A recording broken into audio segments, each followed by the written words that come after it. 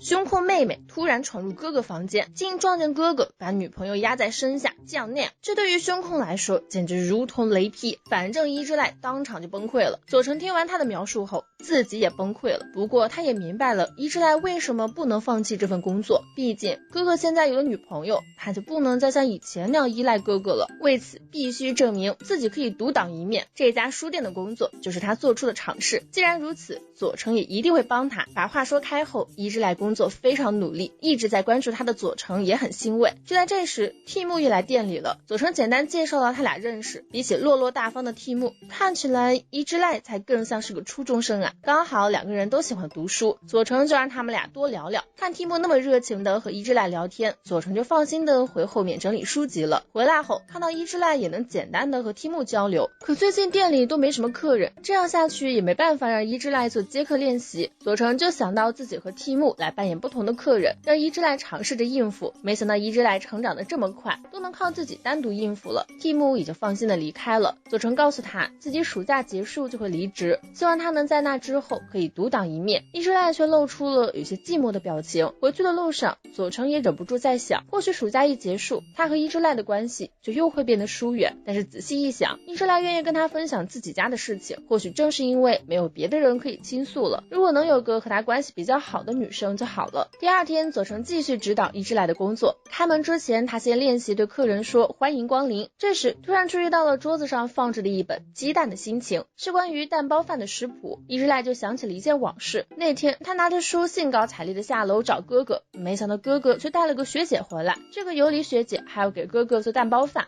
看到伊之濑就邀请他一起吃。殊不知伊之濑也想给哥哥做蛋包饭来着。看到两人的蛋包饭上都画了爱心，用的也是同款餐具，伊之濑最终还是难过的跑路了。想到这里，他赶紧摇摇头，把那些画面甩出去，继续和佐成一起包书。因为动作轻柔，还被佐成给称赞了，劝他以后可以多把脸露出来。好家伙，胸控妹你也撩。不过佐成能留在书店的时间也不长了。结果这一天，伊之濑的哥哥竟然找上门来。原来哥哥一直都不知道妹妹在书店工作的事情，只是为最近妹妹一直疏远自己而心塞，找了好久才找到这里。这毕竟是兄妹俩的事情，佐成本来是不想掺和的，但是看到伊之濑投来求助的目光，还是不忍心走，就带他们去了休息室坐一坐。哥哥一上来就跟妹妹道歉，希望她能听自己解释。佐成也很好奇这个学长想怎么解释，原来哥哥也知道自己和女朋友交往之后把妹妹晾在一边是不对的，他还想像以往那样和妹妹一起读书一起睡觉，还说自己的女朋友也不会介意的。这是什么渣男发言呐？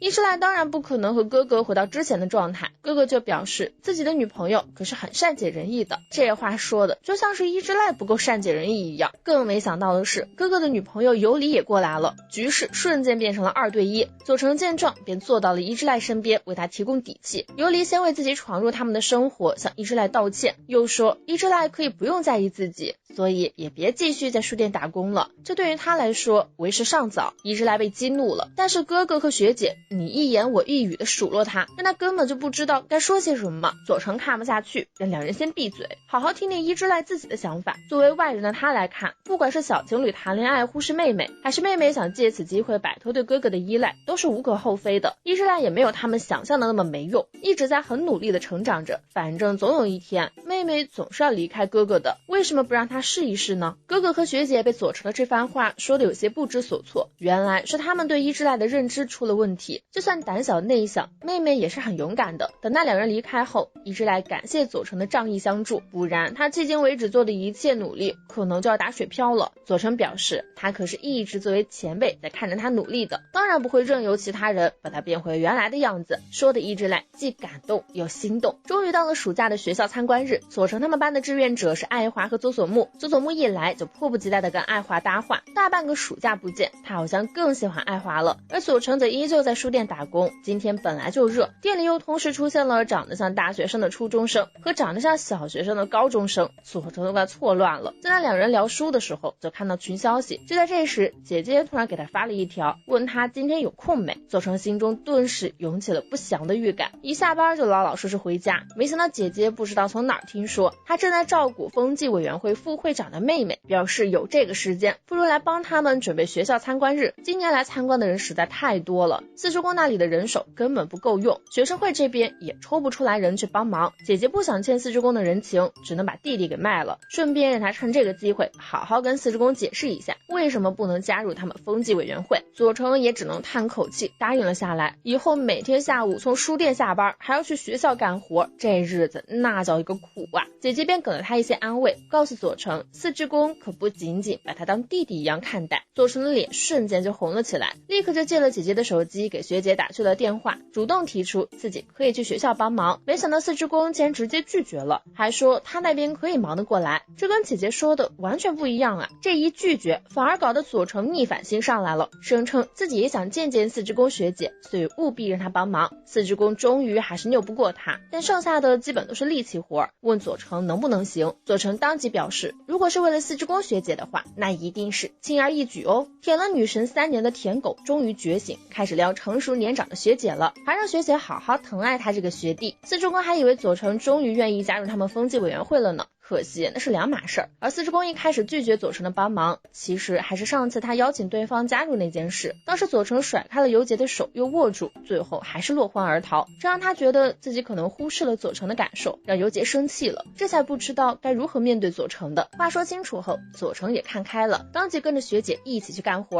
学校参观日主要是迎接和带领初中生参观学校，风纪委员主要负责器材搬运和布置会场之类的幕后工作，但是风纪委员大部分都是女生，这些活儿就比较麻烦了。好在现在佐成来了，在路过志愿者开会的教室时，佐成一不小心和里面的佐佐木对视了，不过他要做的是别的事情，这种情况也不可能进去打招呼，匆匆离开去了风纪委员会的教室。一直来的哥哥看到他后还道了几句谢。另一边，佐佐木鼓起勇气邀请爱华来看自己下周的足球赛，却被对方以要照看妹妹为由拒绝，因为这个妹妹爱华初中几乎无法融入集体，每次别人邀请他一起去玩，他都没有时间，久而久之大家就都不邀请了。眼看着同学们快乐地度过着平凡的每一天，他的境遇却截然不同，只能克制着自己，绝不能感到失落和焦虑。但是这种复杂的心情日益增长，爱华也快到崩溃的边缘了。结果那天他遇到了打翻餐盘的佐成，便主动伸出援手，并不是因为出于善良或者亲切，而是因为在佐成身上看到了自己的影子。只是他没想到这心血来潮的施以援手，竟然给自己带来了长达3年的麻烦。第二天佐成就直接向他告白了，爱华自然是毫不犹豫的拒绝，本以为这么就结束了，可自从那之后，佐成就总是厚脸皮的缠着他搭话，还自作主张和他一起回家。逐渐的，佐成的乐观影响了爱华，其他同学察觉到爱华被纠缠，也纷纷过来关心他。这些友好和关心稍微把爱华从崩溃边缘拉进来了一点，甚至可以说多亏佐成的纠缠。爱华本来以为自己很讨厌佐成，查成绩的时候发现自己和佐成在同一所高中，还有些紧张，因为他也想在新的学校展开新生活。后来他交到了小龟这么一个好朋友，也像其他同学那样充实的度过每一天。没想到突然有一天，佐成不再纠缠他了，但爱华却变得有些无法习惯，还是会时不时幻视佐成就在自己身边，就像现在这样。佐佐木察觉到了他的心情，就问他是不是在意佐成的事情。爱华刚想问他为什么这么说，佐佐木的妹妹就打来了电话，他只好一个人离开了。回去的路上看到3人小群里佐成发的消息，感谢他们为自己提供的建议。爱华又想起那天晚上佐成说过的话，以后再也不会缠着他了。爱华突然自言自语的说了句好寂寞。就在这时，他竟然看到了佐成的身影，立刻飞奔过去想要叫住他，但是教学楼里错综复杂，他总是差那么一点而错过，脑海中不断浮现出佐成以前的笑容，还有对他那由衷的称赞。最终因为跑得太快而迎面撞上了进门的佐成。